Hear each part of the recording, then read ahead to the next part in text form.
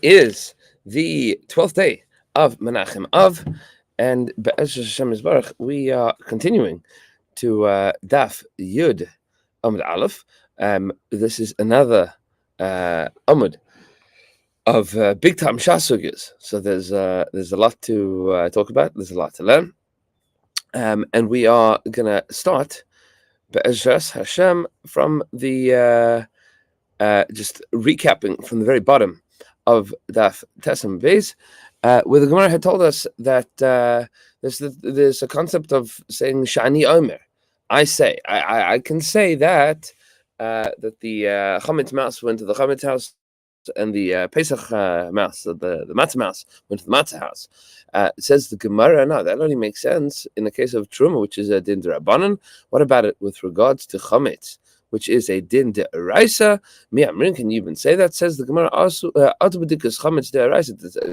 Does that mean that b'dikas Chametz is d'Oraisa? That doesn't make any sense. B'dikas Chametz is a din d'Rabbanan. When it comes to getting rid of your chametz, as we have pointed out, bittul chametz is a din derabanan, and sorry, b'dikas chametz is a din derabanan. Bittul chametz is a din deoraisa, meaning you got to get rid of your chametz. How do you get rid of your chametz? You could do it with bittul. That's enough. B'dika is all a din derabanan, and therefore we could apply the principle of safi derabanan lekula. Now the Gemara moves on to a related but different case, which is the tzibur echad shel chametz ulefanav shtei batim bedukim. What happens if you have one bundle of chametz and in front of us are two houses that have already been checked? In two kosher Pesach houses, and you have one bundle of chametz. And then a mouse comes along and he chaps a little bit of the chametz, and then he ran down the windy staircase, whatever it is, and he went into one of the two houses, but you don't know which. You saw him go, then he splits into one of the two doors. We don't know. We know that he went either one of those two directions, we just don't know which. Says the Gemara, this is the case of Hainu Shtei Shvilin. This is the case of Shtei Shvilin. Effectively, what the Gemara is doing here is comparing all of the questions that we have about B'dikas Chametz to major questions in Sugis and Shas. So, says the Gemara as follows. Ditnan, we learned in a brisa. Shnei shvilin. You have two pathways. Echad tameh ve'echad tahar. One of these pathways is tameh, one is tahar. Tameh meaning that we know that there's some mace that is buried there or bones that have been found there. We know that it's tameh. One of them is going to be tahar. V'halach be'echad mehem ve'asa taharas. And you have somebody that walked down the road, one of them, and then was involved in doing taharas, meaning he was touching trumas or kachim or whatever it might be. And then his friend comes, and they're comparing notes, and he realizes that he walked on the second one, taharas, and they did taharas. So you know, one of them walked on road A, one of them walked on road B. One of those roads is tameh, but you don't know which. How do we pass in such a situation? Rabbi Yehuda says, if you ask each one, meaning if each one comes to Beis Din, comes to Talmid Chacham, they ask the question separately. The first guy that walked on road A asked the question, and the second guy walked on road B, he asked the question. So in that case, taharim. Why would you say they are taharim? Because currently they are tahar. And then there's a question that is raised. Okay, good, you're tahar, and you walk down this road, which might make you tameh. So now you have a suffix, you have a chazaka, you have a status quo of being tahar, and then you have a resa to that chazaka. Resa meaning a question, a suffix that is raised about that status of being tahar, but we don't have any definite proof about it. It's 50-50. So says Rabbi Yehuda, you maintain your chazaka, and that question, that suffix, now becomes you have a chazaka against the suffix. The chazaka is going to win. Shneim b'vas achas, but if both of them come to you simultaneously, tameim, both of them come and ask the question exactly the same moment. Of course, you're going to be tameh in such a situation. Why? Because it cannot be that both of them are tahar. That would be logically inconsistent. You can't say that both of them are tahar. So you'd have to say both of them are tameh. Rabbi Yossi, Rabbi Yossi says, "Ben kach or ben kach tameh." Now, it doesn't make a difference whether they come one after another or one by one, or at the same time. In either case, you are going to be tameh because we look at the whole system together, and there's no ways that you could ever have a situation where both roads are walked on and both people are tahar. Says Rava, Amar Rava, Rabbi Yochanan. Some say this is in the name of Rabbi Yochanan, which is 5 generations earlier in the Amoraim, and this might be a much older tradition. Bevas achas divrei kol tameh. Learning up this brisa, says Rava and maybe Rabbi Yochanan. Bevas achas, in the case of Bas achas divrei kol tameh, everybody agrees that it's tameh. Meaning both Rabbi Yossi and Rabbi Yehuda, everybody agrees that they are going to be tameh. B'zeh achar zeh, one after the next, divrei kol taharin. Even Rabbi Yossi is going to say that both of them are tahar. Lo nechleku ela b'va lishal alav ve'al chavera. The machlokes is only about somebody that comes to ask about himself and his friend. Meaning, there's only one case, one person in front of us. He mentions, oh, by the way, my friend walked on the other road. He wants to know what his din is. Rabbi Yossi says that's the same as Bas Achas, where we have to care about the logical consistency. Rabbi Yehuda says, since both of them are not in front of us at the same time, one is asking about his friend. There is the same question. That's the same case as they came zeh achar zeh, one after the next. And that would be the same case as the one bundle of chametz with a mouse that went into one of the two houses. Meaning, so we're talking about a mouse went to one of the two houses, means that they would both be continue to be baduk, because they have a status quo of being baduk, and then you have a question of, did a mouse go in or not? Either yes or no. Both of those houses, if we would ask about them, zeh achar zeh, according to everybody, would be kosher Pesach still. Safek al, safek lo al. What happens if you have a question? Did he go in or did he not? Meaning, you saw a mouse, and then you don't know, did he go into a house or did he not? I mean, it's not that he went into one of two houses. You have a question, did he go into a house or did he not go into a house? It says, this is the question of a valley. You have a question of a valley, and the machlokes is Rabbi Eliezer and Rabbanan. What's the question of the valley? Did none. We learned a Mishnah. Somebody that's walking through a valley during the rainy season. The halacha is that during the rainy season, one is also to go into one's friend's field, even if there's a normative pathway that people sometimes walk through their friend's field, because the rainy season is when people have sown their seeds, and walking through it might mess up their crop. So you're not allowed to walk through during the rainy season because you're going to mess up the crop. So you're walking through a valley that is adjacent to the field. And there is tumah that is in one of the fields that's adjacent to this valley. And some fellow comes along and says, I walked through this place. I was walking through this place, and I don't know if I ended up walking through this field or not. Meaning, I know that I'm not supposed to walk through a field. Just there was no demarcations, there was no signs, and then I saw like a thing that said, like, on the other side of where I was walking, trespassers might be prosecuted. But I don't know. I don't know if I was actually walking in the field or not. And that field had tumah in it. The field had a status of tumah. Meaning, you have a fellow that doesn't know if he walked into a field that would render him tameh. Rabbi Eliezer says, don't worry about it, you're still tahar. And the chachamim are metameh, saying, no, you are now tameh.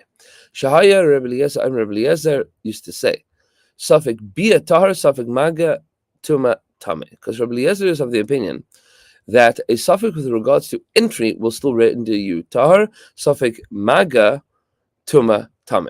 But a suffix regarding touching the tameh, the tumah is going to render you tameh. Now, in order to understand this, we should just back up a little bit and explain a number of general principles in resolving of sfeikos. The pasuk in Parsha Shoftim, we're still a few parshas away from Parsha Shoftim, but the pasuk says that if you have a question, you go to the chachamim that are going to be Asher B'Yamim Mahim, And then they're going to be able to tell you ben dam ledam, ben din ledin, ben nega lenaga.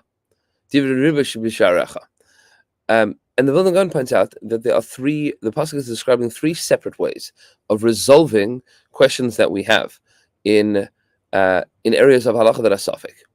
So we have a principle in general, safek daraisa lechumra and safek darabanan lekula, and that's good in terms of yerideh. If I have a question about things being kosher or not kosher, something being milchek or fleshek, so if it's a din daraisa, we are obligated to be machmer. In a din derabanan, we have the right to be mekel, but that only resolves with regards to questions of yerideh, of iser v'heter. What about questions of money? If I say, Yankel Barrow stole from me, and he says, no, I didn't steal from him, and we go to Beis Din. So what's the deraisa? What's the derabanan here? You can't apply deraisas and derabanans, because if I retain money shalakadin against the halacha, then I'm a thief. And if he extracts money from me shalakadin, then he's a thief. This is all dinim deraisa. So what do you do in a question of safek mammon? I don't know. So we have a principle that somebody that wants to extract money from it, when you have a safek in money, so the burden of proof is resting on the person that wants to extract money. That's how we resolve that safek.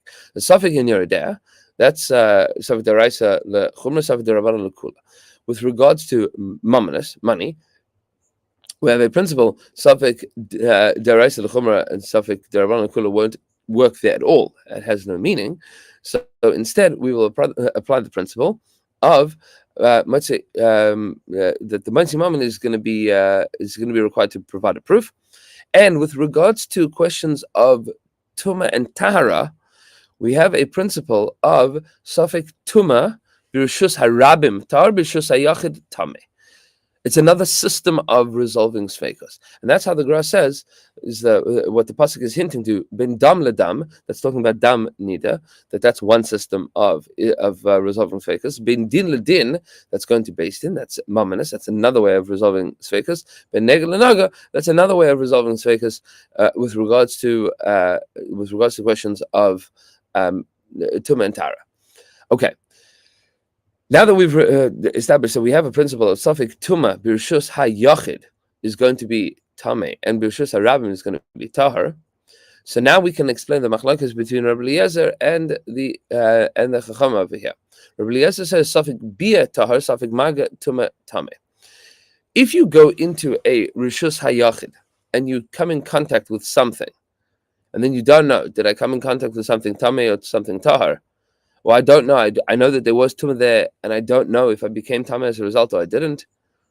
If I touched it or I didn't, or if I lifted it or I didn't. That's where Rabbi Eliezer says, "Safek maga tumah tameh." But what if your question is, did I go into the Rishus HaYachid at all? What about that safek? That's where Rabbi Eliezer is saying, "Safek bia tahar." Safek bia, a question about whether or not I ever entered into it as tahar, and the Chacham say no. If there's a safek bia that's also called a safek of Rishus HaYachid, safek tuma Rishus HaYachid, and that would render you tameh. Which would mean that with regards to the question that we asked of safek al, safek loy al, so that might not have any relevance to our question of needing to do an additional search with regards to the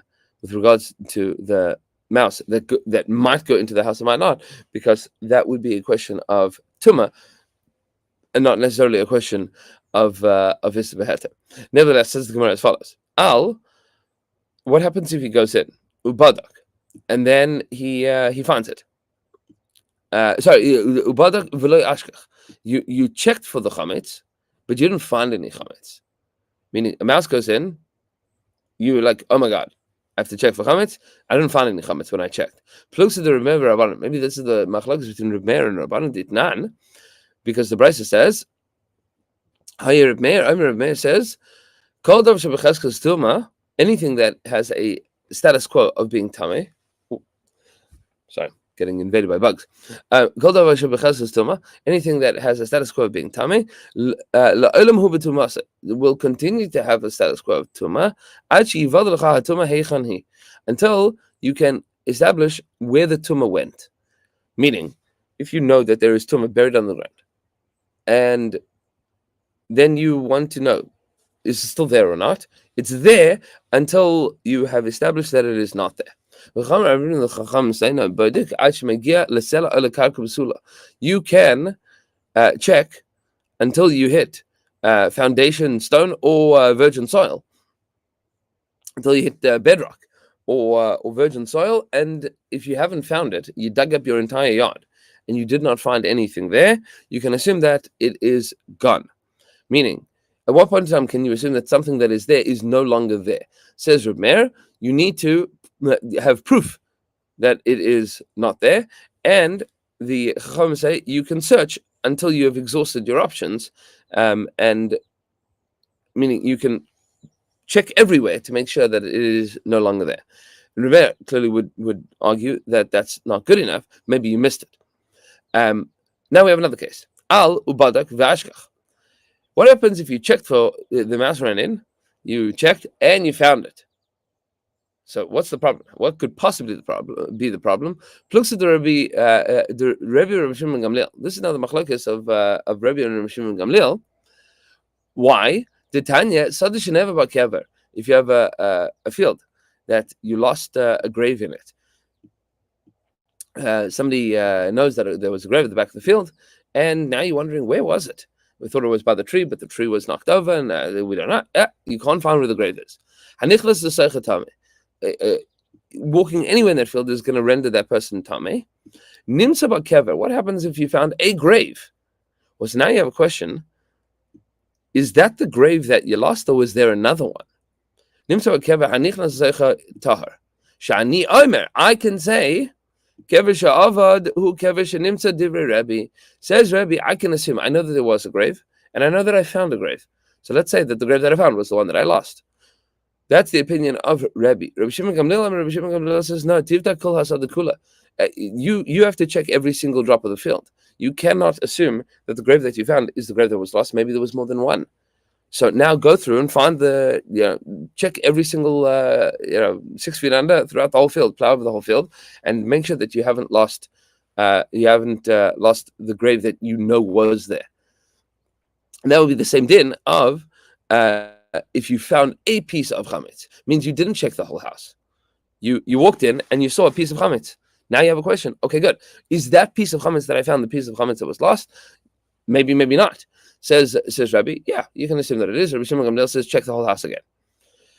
What happens if you left 9 pieces of chametz umatzah eser and you found 10?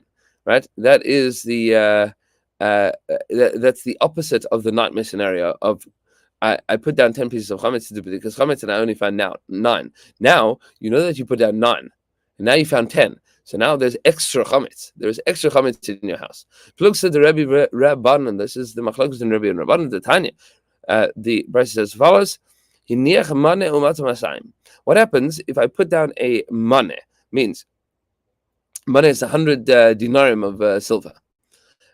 And this is for Maseches Sheni purposes. And then I come back and I find there's double the amount of money. So what do I assume here? Says Rabbi, clearly there's money for Maseches Sheni, because you know that there was Maseches Sheni money there. And there's chulin money, and 100 of that is chulin money that you could use for anything, and they are now mixed together. Now you have to deal with the fact that you have Maseches Sheni and chulin money mixed together. You can assume that that the whole thing is chulin. How can you assume that the whole thing is chulin? So Rashi says hamane nata, because the money that you put there was clearly taken away. And these ones were put down here. V'gam chametz nami l'Rabbanan hatas sheniach einam kan v'tzarich livdok kalabayis shema garam chuda va'eser imtzas ish acher hivian kan. What's the more likely scenario? Says Rashi, explaining how this relates to the machlokes, is if I had 9 pieces of chametz, and then I come back the next day and there's 10 pieces of chametz. and we're not talking that they were wrapped up, in aluminum foil. We're not 10 pieces of bread. So says the Chachamim, the most likely scenario is that a chulda came along and took away all of yours, and somebody else was like, "Oh, that's a great place to put my 10 pieces of chametz for bir chametz tomorrow." Meaning, not that a person left one additional piece of chametz there, or a chulda came and put a piece of chametz with your pile of chametz. The more likely scenario is that something else was involved here. Okay, final case for today. Hiniach eser. What happens if I put down 10 pieces of matzah teisha? This is the classic nightmare scenario. So Haina Sefer, this is the end of the brisa. Detanya hiniach masayim. What happens if I put down 200 pieces of silver? Umatzah mane. And then I found only a mane. Mane munach mane mutal divrei Rabbi. We should assume that one mane was taken and one mane was left. Somebody came along and took one of those manos of Maseches Sheni money, and that which is left is still Maseches Sheni money. And the Chachamim are of the opinion hakol chulin, that all of these monies that are left here are going to be chulin. Why? Because we should assume that somebody came along and took the bundle of money that you had there and left something else there. Meaning somebody chapped what you had and left something else, and you should assume that which was left is chulin because you have no reason to assume that money that's randomly left somewhere has the status of Maseches Sheni.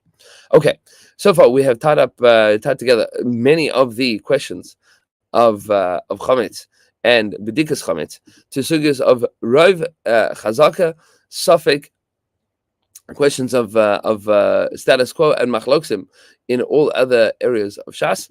And Be'ezhem Yisbarach, we will continue with the question of hinich bezavazu matzah bezavas acheres. What happens if somebody moved your cheese, moved your chametz, right? You put chametz in one part and then you found it in another part of your house.